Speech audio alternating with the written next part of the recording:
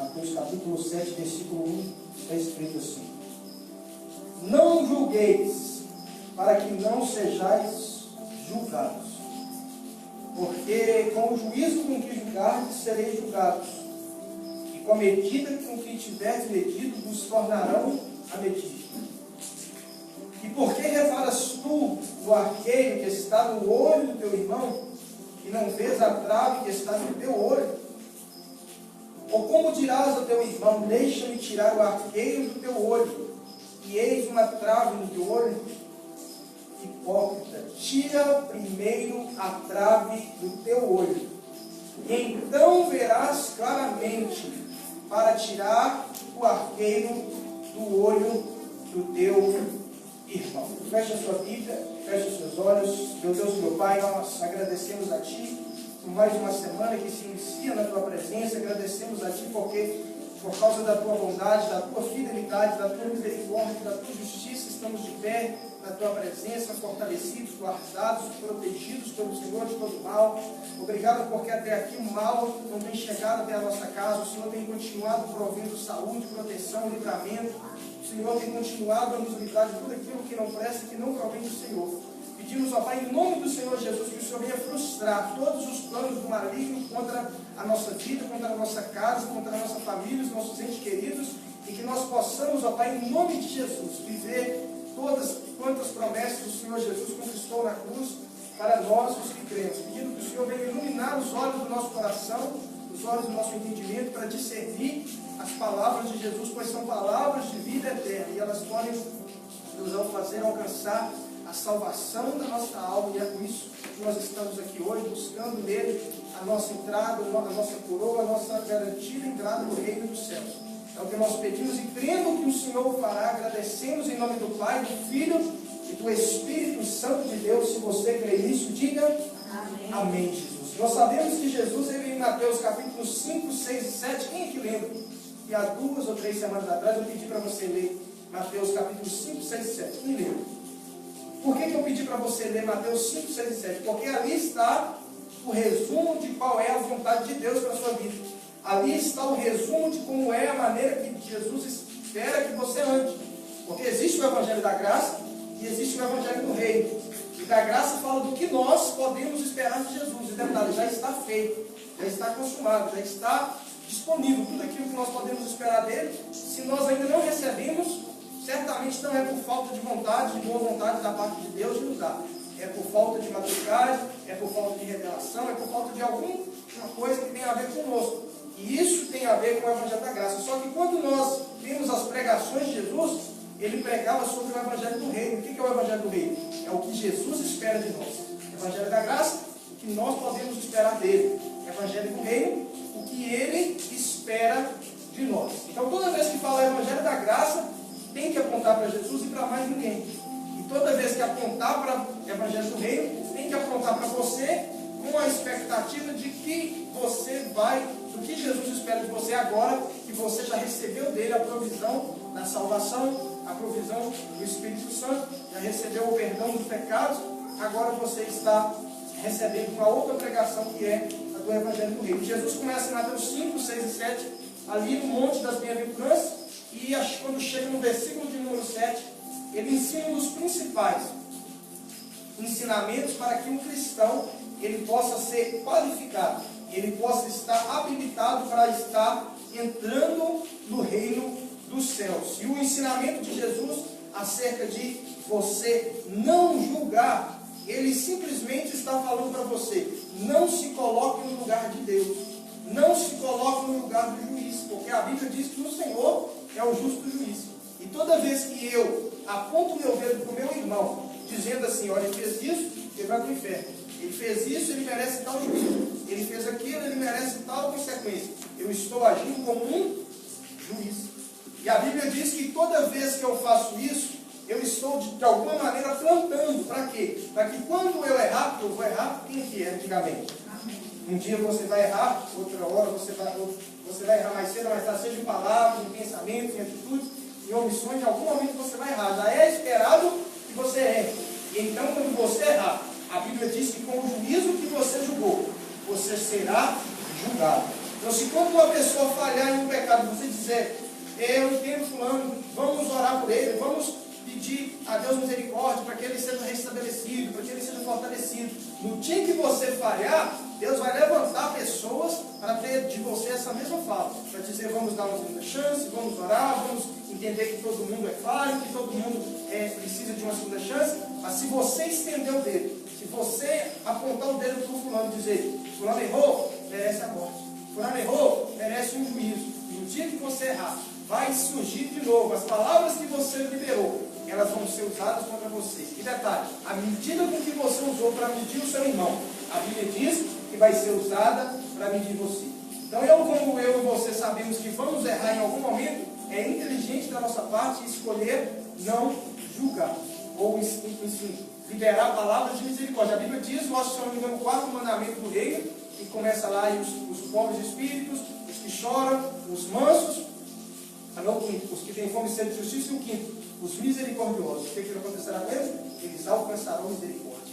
Eles viram alguém errando e disse, eu quero saber de que maneira eu posso te ajudar, eu não quero saber por que você falhou, eu não quero saber qual foi a tentação, eu não quero saber qual foi o seu passado, qual foi a sua história. Se você falhou, o meu papel como filho de Deus, discípulo de Jesus, é estender a mão e não apontar o dedo. E a Bíblia diz que fazendo isso, você vai estar exercendo misericórdia. E a Bíblia diz que os que são misericordiosos, eles alcançarão a misericórdia, ou seja, eles vão ser recebidos diante de Deus com misericórdia. Tem pessoas que não têm misericórdia para elas reservar. Por quê? Porque toda palavra que sai da boca dela é uma palavra de juízo. Se alguém faz um mal para ela, ela pede para Deus fazer justiça. Se alguém faz um mal para um conhecido, ela ora para que Deus faça vingança. Porque a Bíblia diz que Deus é o vingador. Só que ela esquece também que a Bíblia diz que o amor de Deus, que o Senhor Jesus andou na terra dessa maneira. E aquele que diz estar nele, deve andar como ele andou. Quem podia atirar a pedra na mulher era Jesus. E ele foi aquele que impediu que ela fosse apedrejada. Por quê? Porque ele escolheu ter misericórdia. Então, toda vez que você estiver diante de uma falha, toda vez que você estiver diante de um pecador, toda vez que você estiver diante de um homem, de uma mulher ali, de uma conversa, onde você tem o poder de exercer juízo sobre alguém, faça a pergunta para você que Jesus fez. Aquele que não tem pecado, atire a primeira pedra, ou seja, estenda o dedo, aponte o dedo e faça ali o seu juízo contra a pessoa.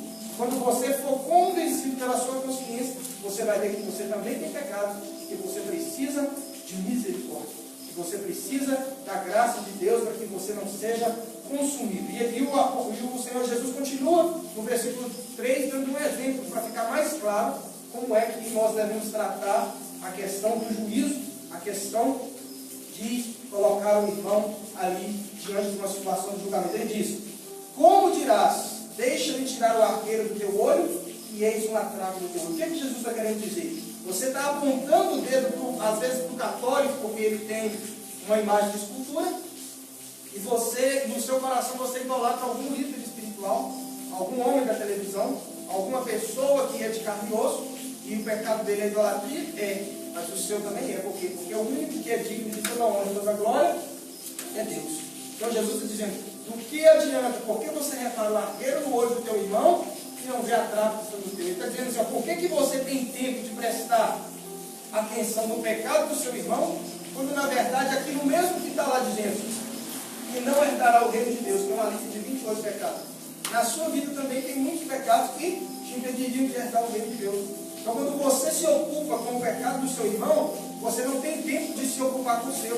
Quando você se ocupa olhando para a vida das pessoas, as falhas que elas estão cometendo, o tipo de erro que elas estão cometendo, Jesus está dizendo, quando você faz isso, você negligencia os seus próprios pecados. E a Bíblia diz que cada um dará conta de si a Deus. Então Jesus vai te dar uma orientação. Ele dá aqui para os discípulos dele, quem for considerado, se considerar um discípulo de Jesus, e tem o hábito de julgar o irmão, a palavra de Jesus para você é hipócrita. Tira primeiro a trave do teu olho, ou seja, resolve primeiro o seu pecado, resolve primeiro a sua mazela, resolve primeiro a sua dificuldade. Você vai ver que quando você terminar de resolver, que você não vai resolver, então você vai ficar mais claro. A Bíblia diz que você vai ver claramente para poder tirar o arqueiro do olho do teu irmão. Mas Jesus sabe que se você for começar a buscar na sua vida falhas de palavras, de pensamento, de atitude, você não vai ficar tendo tempo para olhar para a vida das outras pessoas. O que vai acontecer? Então vai acontecer com você que está lá em 1 Coríntios 11, capítulo 28 e 29. Examine-se, pois, o homem a si mesmo. O que ele está querendo dizer? Olha primeiro a trave que está no teu olho. Cuida primeiro das suas dificuldades espirituais. Não critique um crente porque ele está tendo uma atitude se você não for um crente exemplar. Porque normalmente um crente exemplar, ele já anda nessa palavra, ele não julga. Quem julga é o crente que não é exemplar. Quem julga é a pessoa que não é espiritual. Quem julga é a pessoa que normalmente tem defeitos iguais ou piores do que aqueles que ele está julgando. Porque uma pessoa que é espiritual, ela é misericordiosa. Uma pessoa que ela é espiritual, ela é graciosa com as pessoas. Você vê que os homens estavam ali e queriam apedrejar Jesus. Mas o Jesus que era de fato espiritual, e bom, e manso, e humilde, e era quem tinha talvez o direito de apedrejar, escolheu não apedrejar. Por quê? Porque quando você está ocupado em cumprir a sua missão, você não tem tempo para criticar a maneira que outra pessoa está cumprindo a missão dele. Você quer saber que você vai cumprir a sua missão? Um dos maiores impedimentos para você viver a vontade de Deus para a sua vida é você se deixar ocupar fazendo aquilo que não é a vontade de Deus, fazendo aquilo que Jesus já falou para não fazer. Quando o homem estava no jardim, Deus deu duas ordens. A Bíblia diz que Deus ordenou que ele comesse da árvore do bem e do mal, comesse de todas as árvores, e ordenou que ele não comesse da árvore do conhecimento do bem e do mal. Ele recebeu duas ordens. A primeira ordem: comerás de todas as árvores do jardim, porém da árvore do conhecimento do bem e do mal não comerás. No dia que comer dela, certamente morrerás. Foi duas ordens. Uma ordem que era para comer, as que podia comer. Outra ordem era que não podia comer, a árvore do conhecimento do bem e do mal. Se eles se ocupassem comendo aquilo que podia comer, eles iam acabar ficando fartos e cheios e não iam dar fome na hora que chegasse diante da árvore do conhecimento do bem e do mal. Trazendo isso para os nossos dias é o quê? Quando você se ocupa fazendo aquilo que Deus te mandou fazer, você não tem tempo, você não tem cabeça para fazer aquilo que Ele mandou você não fazer. Então, quando você se ocupa com as coisas de Deus, você não tem tempo para fazer as coisas da terra. Por que tem gente que peca? Por que tem gente que cai, que faz coisas assim que depois ele se arrepende? Porque ele deixa a mente dele vazia. Ele fica deixando as coisas que são de Deus de lado e fica com a mente vazia. Não tem um ditado popular, não sei se é ditado, se é bíblico, acho que é ditado, que a mente vazia é oficina do diabo. Por quê? Porque o que é mente vazia? É você não estar fazendo o que Deus mandou você fazer. O que Eva fez? Ela não estava comendo as árvores que Deus mandou comer. O que ela estava com a mente vazia? O que aconteceu? Veio o diabo, veio a serpente e começou a seduzi-la a fazer aquilo que Deus já tinha dito para não fazer. Você quer saber quem é que gostaria de pecar menos para agradar a Deus? Diga amém. Eu vou perguntar de novo: quem é que você ama Jesus, você crê em Jesus e você gostaria hoje de receber uma força de Deus para você pecar bem menos, para você agradar mais a Deus? Diga amém. A melhor maneira de você não pecar é você se ocupar com aquilo que Deus mandou fazer. Para você, o que é pecar? Fazer o que Deus mandou não fazer. O que é acertar? É você fazer aquilo que Deus mandou fazer. Se você ficar sem fazer nada, a sua própria carne vai ficar inclinada a fazer o que Deus mandou não fazer. Agora, se você ocupa a sua mente, se você ocupa o seu tempo fazendo o que Deus mandou fazer, você vai ocupando, você acorda de manhã.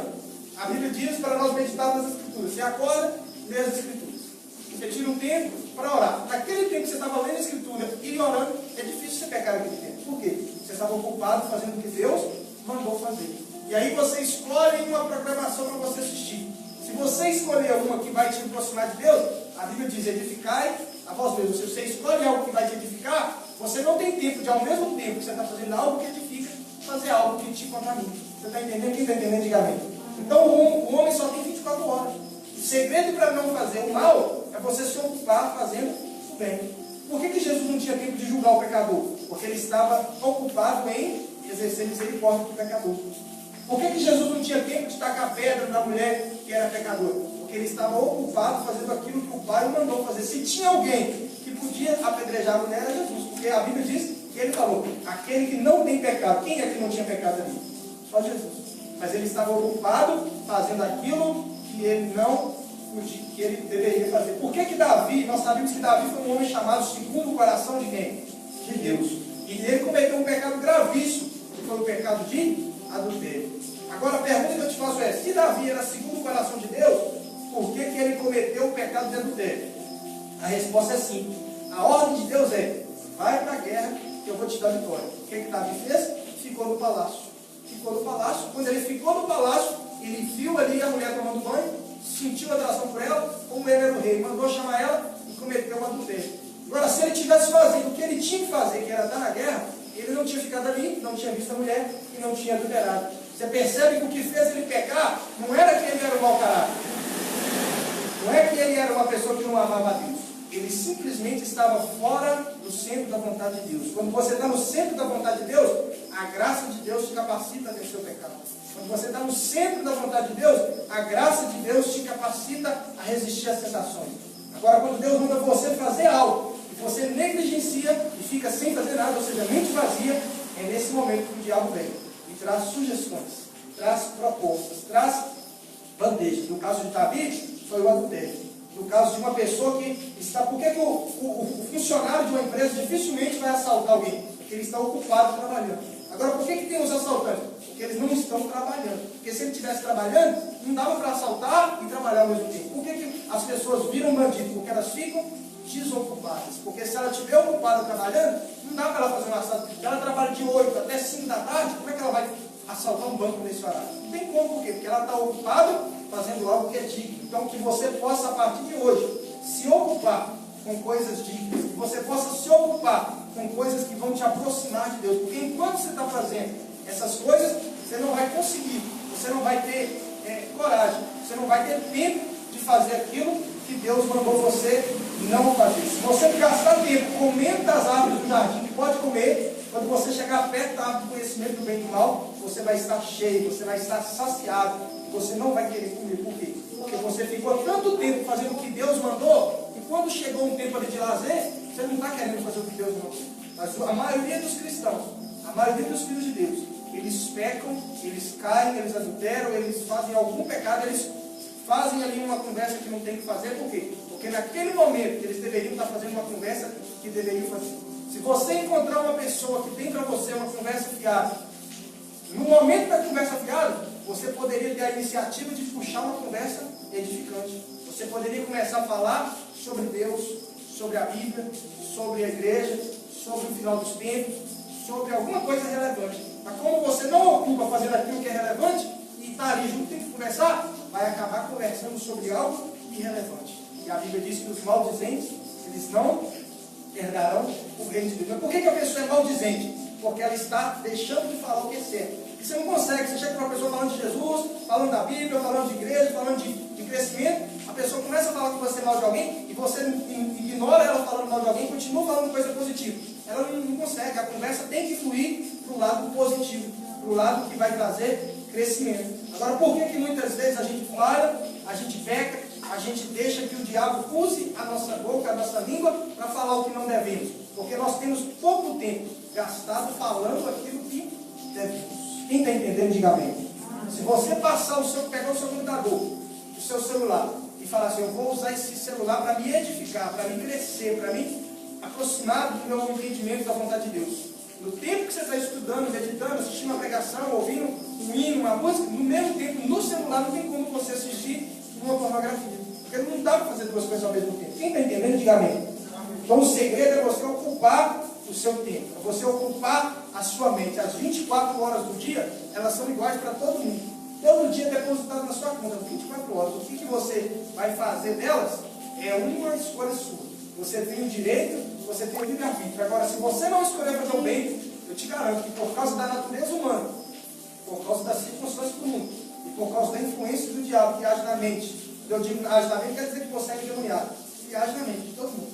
Você vai acabar fazendo aquilo que Deus mandou você não fazer. Se você ocupar fazendo o que Deus mandou fazer, não vai sobrar tempo para fazer o que Deus mandou não fazer. Se você ocupar tempo exercendo misericórdia, não vai sobrar tempo para você julgar o seu irmão. Se você passar tempo de fazer o que Paulo mandou, examine a si mesmo, você não vai sobrar tempo para você examinar o seu irmão.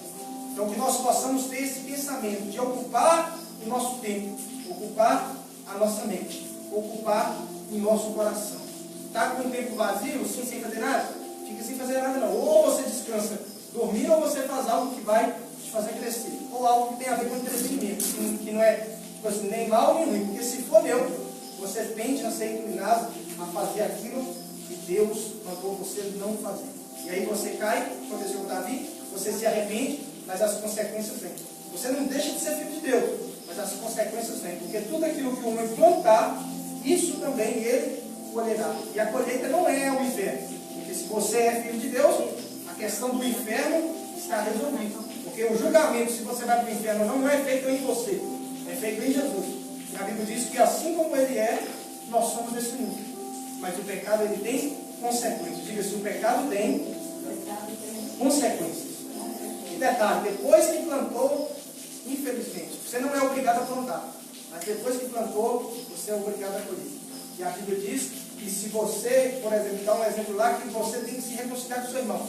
Se você não se reconciliar, você pode ser colocado numa prisão. E você não sairá dali até que tenha pagado o último centavo. Se eu não me engano, isso é Mateus, capítulo de número 5, versículo de número 28, por exemplo. Acho que é isso. Se não for 5, Mateus 5, versículo de número... Não vou achar aqui agora. Ali, ó. Esse aqui, ó. De verdade vos digo que não sairás dali enquanto não pagar. Tem crente hoje que está pagando. O que ele está pagando? Não é porque Jesus não pagou, porque o que Jesus te tirou de você foi o... Tem duas coisas na Bíblia que chamam, dois nomes diferentes no grego, que no português é um nome só, que é pecado e os pecados. A Bíblia diz que Jesus é o Cordeiro de Deus que tira o pecado. Mas você, depois de salvo, continua cometendo os pecados. Então, o pecado te levaria para o inferno. Jesus tirou. Então, se você é de Jesus, você não vai mais. Agora você continua cometendo os pecados. E por causa dos pecados, a consequência do pecado era ir para o inferno. Jesus é o Cordeiro de Deus que tira o pecado, você não vai para o inferno. Mas você comete os pecados. Por causa dos pecados, você tem consequências. E aí não é que Jesus não pagou. Porque ele pagou para tirar de você o pecado. Qual é o pecado? Aquele pecado que entrou ali quando Adão comeu o fruto do proibido. Então que você possa escolher ocupar-se fazendo a vontade de Deus, para que não sobre tempo, para que você cometa os pecados. Jesus já te livrou do pecado, mas ele está tentando agora te convencer que é uma péssima ideia você viver na prática dos pecados. Isso aqui, para nós entrarmos aqui, estamos atentos, mas no grego a palavra o pecado é uma e os pecados é outra palavra. Só que no português é uma só, por isso que a gente confunde muitas coisas. Você reparou que você é salvo, mas comete pecados. Mas você não é mais escravo do pecado. Por quê? Porque Jesus tirou o pecado de todo aquele que crê. Amém? Nós vamos orar. Nós vamos pedir a Deus essa noite que Ele venha nos libertar. De quê? Da ociosidade, de guardar, de passar as nossas horas sem fazer o que Deus mandou e automaticamente a gente acaba fazendo aquilo que Ele mandou não fazer. Então, se você puder agora, fique de joelho no seu lugar.